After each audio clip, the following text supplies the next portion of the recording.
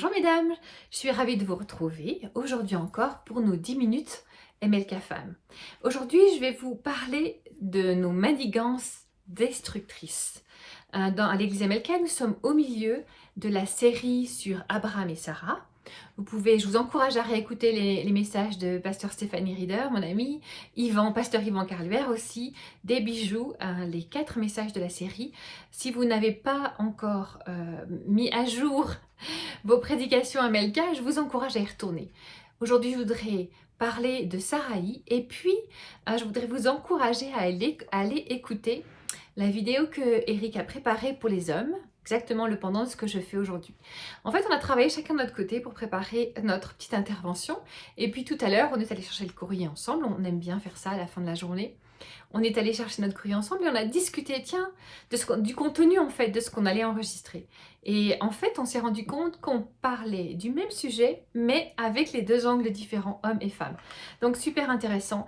Je vous encourage à aller écouter ce qu'Eric a préparé pour les hommes. Donc je voudrais lire avec vous, bien sûr, un chapitre dans Genèse. Je vous emmène dans Genèse 16, 2. Saraï dit à Abraham, « Voici que l'Éternel m'a rendu stérile, et des relations avec ma servante, peut-être aurais-je par elle des enfants. » Abraham écouta Saraï. Moi, ce verset, à chaque fois, il me fait réagir à l'intérieur avec une pointe d'agacement très forte. Parce que regardez ce qu'elle fait. « Voici que l'Éternel m'a rendue stérile. » Elle utilise la promesse que Dieu lui a donnée et la retourne comme une arme, en fait, et un argument pour sa manigance. L'Éternel lui a promis qu'elle allait enfanter et que Abraham aurait une génération nombreuse grâce à sa femme, Saraï. Et elle prend cet argument-là pour justifier la manigance. Des fois, ça nous arrive de prendre une promesse que Dieu nous a faite et de l'utiliser comme une arme, en fait, pour justifier, expliquer nos choix.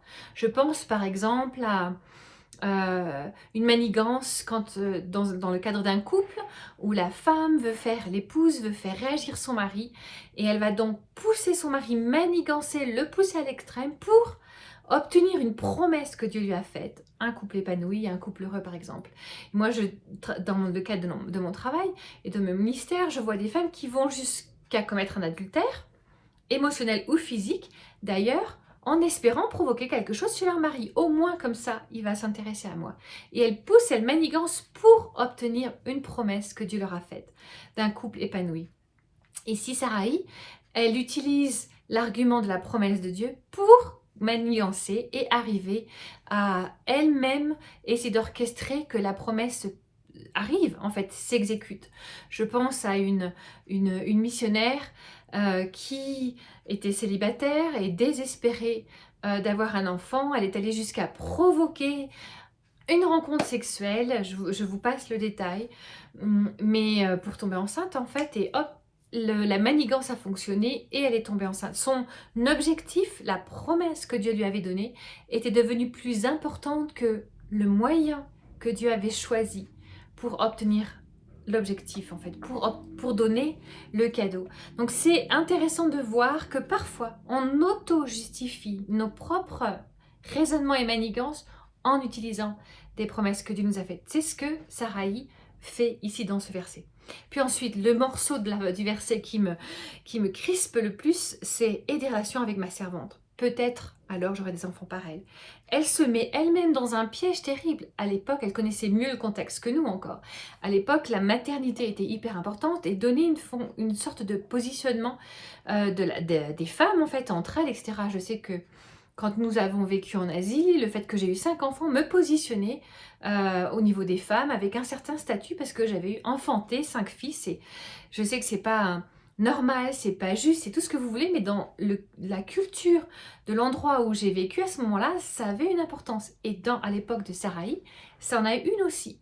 Donc elle se piège de façon extrêmement grossière en pensant que de fait de manigancer et d'utiliser sa servante pour avoir un enfant va jouer en sa faveur après.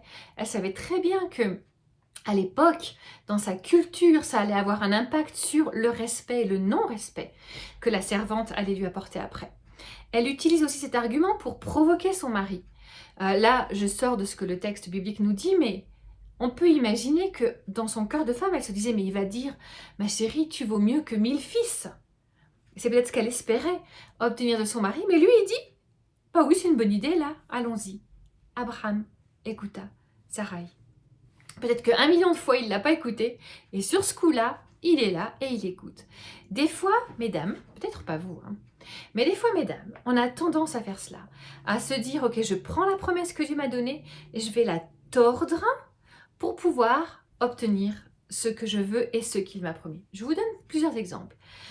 Si je suis célibataire et que Dieu m'a promis que je construirai un foyer, etc., je vais peut-être tordre les choses, pousser, essayer de créer l'occasion, l'opportunité pour forcer la main de Dieu et créer ce couple qu'il m'a promis. Et parce qu'il m'a promis, je vais me permettre d'aller chercher à des endroits où peut-être je ferais mieux de ne pas aller chercher.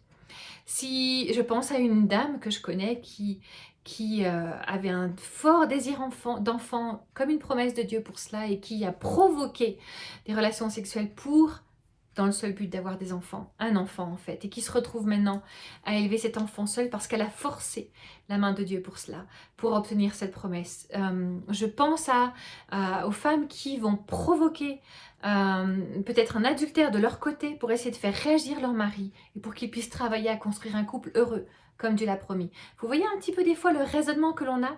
Je prends la promesse que Dieu m'a donnée et je force la main de Dieu en manigançant, mais ça va se retourner contre moi de façon destructrice.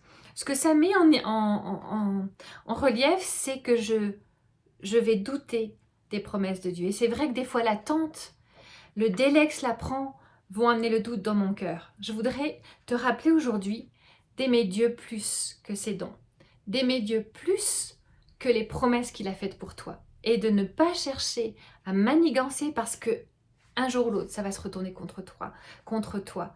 Choisis d'aimer Dieu plus que ce qu'il t'a promis et plus que les dons qu'il a en réserve pour toi. J'aimerais te lancer un défi aujourd'hui. Reviens aux promesses de Dieu pour ta vie.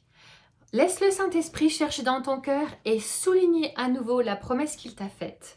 Et que tu sais bien au fond de toi que tu es en train d'essayer de manipuler, de tourner dans le bon sens pour l'obtenir. Reviens aux promesses de Dieu, réécris-la, mets-la devant tes yeux et regarde dans ton cœur l'endroit où il y a un petit côté manigance, un petit côté qui devient tordu. Et puis fais ton choix.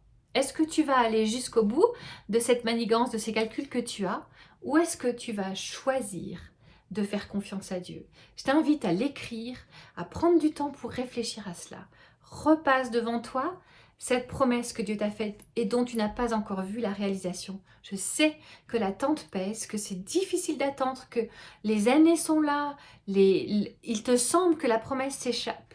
Et même si Dieu ne t'accordait pas cette promesse et qu'elle ne se réalisait pas, est-ce que ton amour pour lui diminuerait? Fais ton choix à ce niveau-là. Choisis Dieu au-delà de ses promesses et de ses dons. Et puis, une fois que tu as fait ce choix, prends un engagement avec lui. J'aime bien, vous savez, vous conseiller d'écrire, j'aime bien vous conseiller de garder des traces. Fais ton choix et prends un engagement avec Dieu. Seigneur, je choisis toi. Toi, au-delà de la promesse d'un enfant, d'un mari, d'une situation, telle ou telle situation que tu m'as promise dans ma vie. Et puis demande à des amis proches de toi de te garder redevable, peut-être de prier avec toi. Des moments où tu vas te sentir déprimé, découragé. N'hésite pas à faire appel à des amis. Dire, écoute, Dieu m'a fait une promesse, là j'ai un petit peu du mal, comme Sarah. Prie pour moi s'il te plaît. Demande à plusieurs de tes amis de s'engager à prier pour toi comme tu pourras prier pour elle. Pour pouvoir tenir les yeux fixés sur Dieu et lui faire confiance quant à la réalisation de sa promesse. Je voudrais prier pour toi maintenant.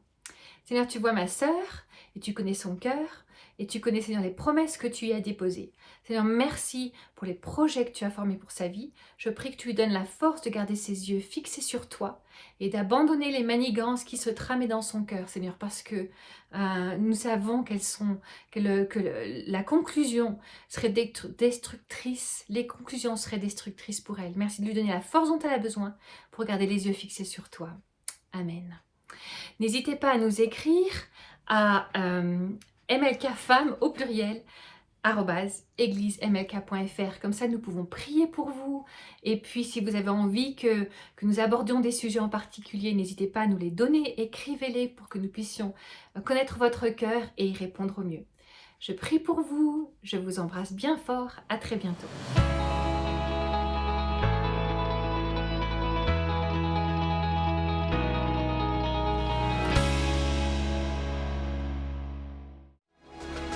On est vraiment heureux de vous donner rendez-vous tous les samedis pour les soirées Free Worship Unité. Alors, passez le mot, on vous attend.